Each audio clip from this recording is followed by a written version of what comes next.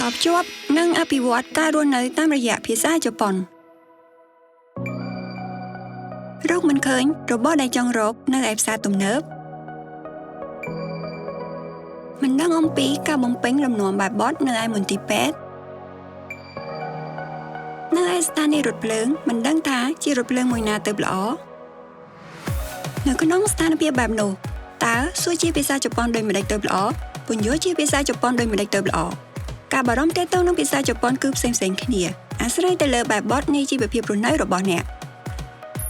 យើងបានសាកសួរអំពីបទពិសោធន៍ផ្ទាល់ខ្លួនទាក់ទងនឹងភាសាជប៉ុនទៅកាន់លោកហូជូតួអង្គដែលបានសម្ដែងនៅក្នុងគេហទំព័រសិក្សាភាសាជប៉ុននេះ新幹線のチケットを買いに行くときに片道ですかって聞かれて多分私は、この片道っていうこの、単語が分からなくて多分この席の話かなと思ってどちらでもいいですよって答えて言い間違うことを怖がらなくていいと思います間違えたらこの片道っていう単語をもうちゃんと覚えてます失敗から学ぶということですយើងបានសាកសួរអំពីចំណាប់អារម្មណ៍ចំពោះគេហទំព័រដែលបានរួចរាល់ជាស្ថាពរ動画を、見ていただいていろいろこの一番ベーシックの日本語を勉強してどんどん日本人の方にこのコミュニケーションできるようになってきてその後にどんどんこの日本人と友達になってもっと難しい日本語を、習得できるじゃないですか。はい、これは一番ベーシックとしてすっごくいいと思います。ដោយសារវាជាមេតិកាដែលត្រូវបានសម្រិតសម្រាំងទៅតាមស្ថានភាពនៃជីវភាពដែលជនបរទេសរស់នៅប្រទេសជប៉ុននិងជួបប្រទះ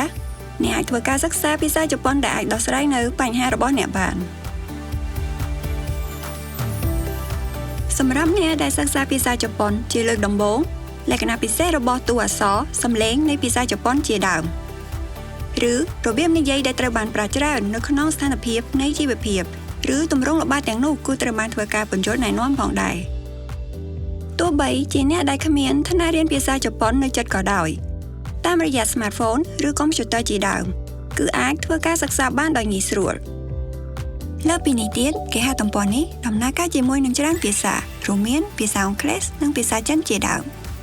យើងនឹងបន្តការអភិវឌ្ឍគេហទំព័រសិក្សាភាសាជប៉ុននេះចាប់ពីពេលនេះតទៅទៀតឲ្យកាន់តែងាយស្រួលយល់និងចាប់យកបានសម្រាប់ដល់ជនបរទេសឲ្យកាន់តែច្រើនថែមទៀតគេហទំព័រសិក្សាភាសាជប៉ុនដែលអ្នកណាក៏ដោយនៅទីណាក៏ដោយក៏អាចប្រើប្រាស់បានគឺអាចស្វែងរកបានដោយវាយពាក្យថាតភ្ជាប់និងអភិវឌ្ឍ